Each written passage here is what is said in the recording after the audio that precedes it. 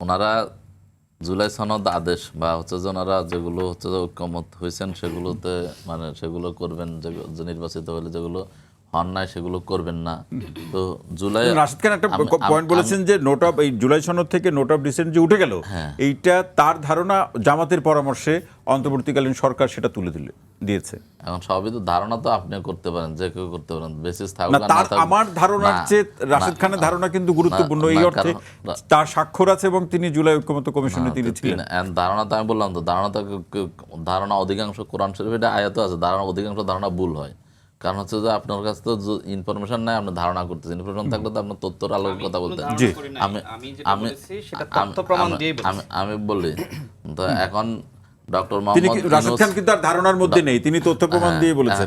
তার মানে জামাতের পরামর্শেই সেটা তুলে দেওয়া সবকিছু জামাতের এনসিপিও ছিল, সবকিছু জামাতের পরামর্শে হয়, আর ক্ষমতায় যায় বিএনপি। ওই থাকে অন্তর্বর্তীকালীন সরকার জামাতের পক্ষে কাজ করে, সেখানকার ওই উপদেষ্টারা যায় হয় বিএনপির মন্ত্রী, মানে হচ্ছে যে ওখানকার আমলারা থাকে এখনো সপদে বহাল। তো ওনারা হচ্ছে যে সবকিছুতে জামাত খোঁজেন। আওয়ামী লীগের এই চরিত্র ছিল, আওয়ামী লীগ সব জায়গাতে জামাত শিবিরকে খুঁজতো, যা হয়তো তদন্ত ছাড়া ছাড়া সবকিছু জামাত করতে চালাই দিত, চালাইতে তো পরিণতি হয়েছে। তো এখন ওনারাও এই জায়গায় গেছেন, এই মানে রোগ ওনাদের এখন দেখা দিছে। যা হয় সেটা জামাত শিবিরকে দায়ী করার প্রবণতা, এটা খুবই মারাত্মক, ভয়াবহ। এবং হচ্ছে যে না, আপনারা যে হুঁশিয়ারি দিচ্ছেন, এটা কি জাস্ট মানে হুঁশিয়ারি দেওয়া নাকি এর পিছনে অন্য কোনো হুঁশিয়ারি সতর্ক করতে হবে। সতর্ক না করলে তো আপনারা পরবর্তীতে দায়ী করবেন আমাদেরকে, বলুন যে আপনারা তো আগে এরকম বলেন নাই। আপনি যে 91 অবস্থাটা আপনার মাথায় রাখা উচিত। 91-তে জামাত ইসলামী, বিএনপি, আওয়ামী লীগ সবাই এরশাদ বিরোধী আন্দোলন করলো।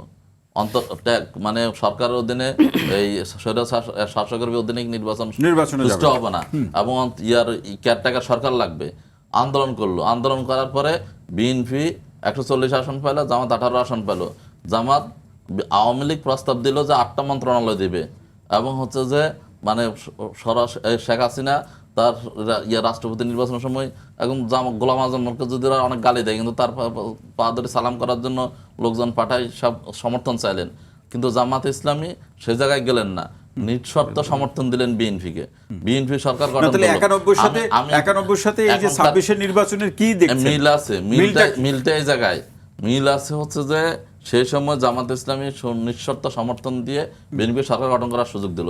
কিন্তু বিএনপি যখন সরকার গঠন করলো, তখন বিএনপি এক পর্যায়ে জামাত ইসলামী প্রস্তাব করলো যে ঠিক আছে, কেয়ারটেকার সরকারের জন্য আমরা আন্দোলন করছি, আপনারা এখন এটাকে সংবিধান অন্তর্ভুক্ত করেন।